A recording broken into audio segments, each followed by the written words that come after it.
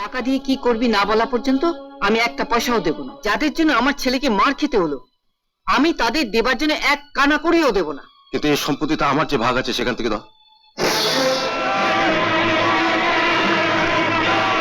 বরদাদা বাবু, বরদাদা বাবু, বরদাদা বাবু,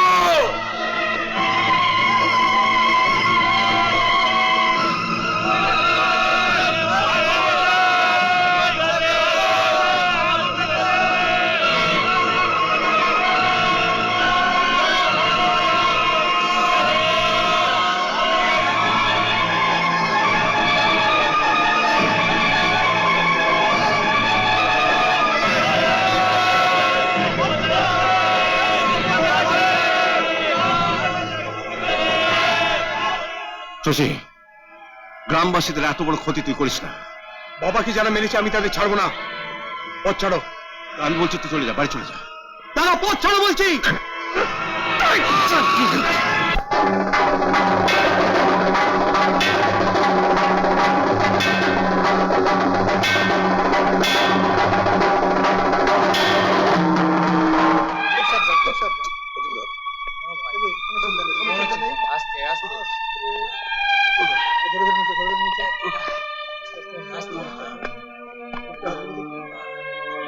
দেখি ওর এই দশা কি করলো?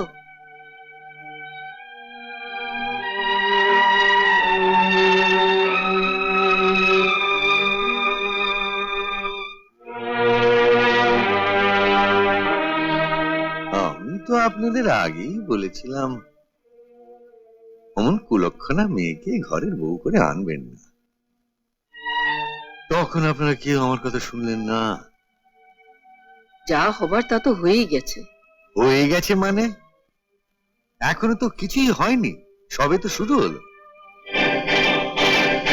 ভাবতে পারেন শশীনাথ অতি বড় অন্যায় করলেও যে উমানাথ জীবনে কোনোদিন তার গায়ে হাত তোলেনি সেই উমানাথ লাঠি দিয়ে শশীর বুকের পাঁজরে মারল। হ্যাঁ, আমিও তো অবাক হয়ে গেছি। সব দেখে শুনে আমার তো মনে হয় উমানাথ শশীনাথকে মেরেই ফেলতে চেয়েছিল। তা নইলে এত জায়গা থাকতে পাঁজরায় আঘাত করলো কেন?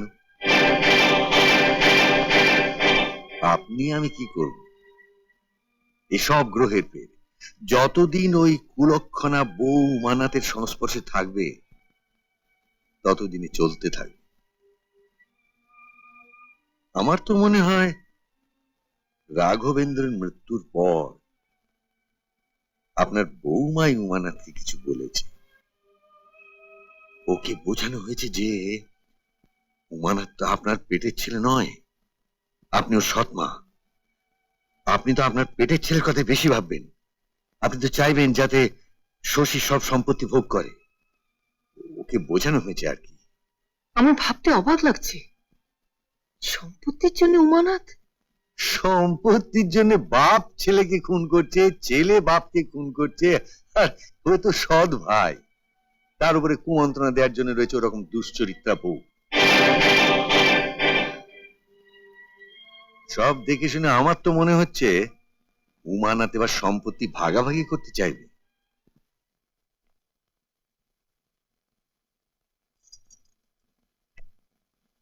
মা,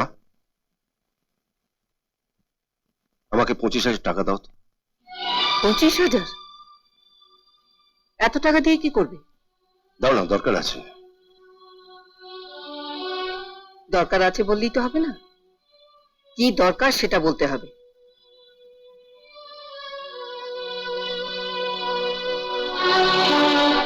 মা, বাবার কাছে টাকা চাইলে বাবা কোনোদিনই জানতে চাননি ও টাকা নিয়ে আমি কি করব। এখন সবকিছু বদলেছে। তুইও তো এর আগে কোনোদিন শশীর গায়ে হাত তুলিসনি। শশীকে না মারলে শশী আরো গ্রামবাসী ঘরদোর পুড়িয়ে দিত। নিজের ভাইয়ের চেয়ে গ্রামবাসীরা তোর কাছে বড় হলো। তুমি হঠাৎ আজ এভাবে কেন কথা বলছো আমার সঙ্গে? আমি শশীর মা, ছেলের এরকম অবস্থা দেখলে কোনো মাই চুপ করে থাকতে পারে না। তুমি শুধু আজ শশীরই মা, আমার মা নও। আমি এখন পুজো করতে ঠাকুর ঘরে যাচ্ছি। আমার টাকাটা দিয়ে যাও। বললাম তো টাকা দিয়ে কি করবি না বলা পর্যন্ত আমি একটা পয়সাও দেব না। শশী যে গ্রামবাসীদের ঘরদোর পুড়িয়ে দিয়েছে, আমি তাদের ক্ষতিপূরণ দেবো। ক্ষতিপূরণ? আমার শশীর যে এত বড় ক্ষতি হলো, তার ক্ষতিপূরণ কে দেবে? তুই? মা, যাদের জন্য আমার ছেলেকে মার খেতে হলো, আমি তাদের দেবার জন্য এক কানা করেও দেব না। ঠিক আছে, ওদের জন্য দিতে হবে না, কিন্তু এই সম্পত্তিটা আমার যে ভাগ আছে সেখান থেকে দাও। সব দেখে শুনে মনে হচ্ছে উমানাথ এবার সম্পত্তি ভাগাভাগি করতে চাইবে। কি হলো, দাও। ভাগ বাটোয়ারা যদি করতেই হয়, হরনাথ ঠাকুরপোকে ডাক, উকিল বাবুকে খবর দে, ভাগ যা করার ওদের সামনেই করব।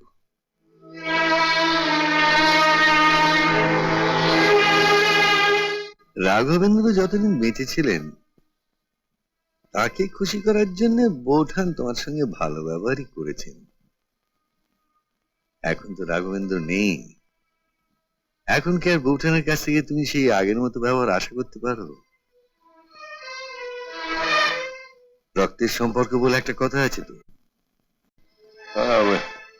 মা যেভাবে আজ আমার সঙ্গে কথা বললো, ইচ্ছে করলে কি আর বৌঠান তোমাকে 25,000 টাকা দিতে পারতেন না? ঠিকই পারতেন। আচ্ছা আমি কি করি বলুন তো কাকাবাবু? আমি তো গ্রামবাসীদের কথা দিচ্ছি কালকের মধ্যেই টাকাটা ওদের দেবো। শুনেছি তোমার বউ ভাতের দিনে বৌমা তার নিজের হাত থেকে চুড়ি খুলে শশীকে দিয়েছিলেন সেটা বেচে মদ খেতে। আজ তুমি বিপদে পড়ছো শুনলে কি? না, ওকে যে গয়নার কথা বলবো ও তো আমার কাছে আসতেই চায় না। ও আসতে না চায়, তুমি যাবে তার কাছে। বলে যেও না প্রয়োজনটা এখন তোমার। আর খেয়াল রেখো এই গয়নার ব্যাপারটা যেন বৌঠান জানতে না পারে। বৌমার গয়না ও নেবে কেন? ওগুলো তো বিয়ের সময় আমরাই গড়িয়ে দিয়েছি। বটেই তো, আপনি কোনো চিন্তা করবেন না, রাঘবেন্দ্র নেই। আমাকেই তো এখন দেখতে হবে ছেলেকে নিয়ে আপনি যাতে বিপদে না পড়েন। ও আমাদের কি বিপদে ফেলবে? সুস্থ হলে শশী ওকে ছেড়ে দেবে ভেবেছেন? কখনো না। আমি কিন্তু আপনাকে যে আগে ভাগে সাবধান করে দিলাম এই কথা যেন উমানাথ জানতে না পারে, তাহলে কিন্তু ওর মনের গোপন কথা আর আমাকে কোনোদিনই বলবে না। না না, আপনি নিশ্চিন্ত থাকুন। আমার মন বলছে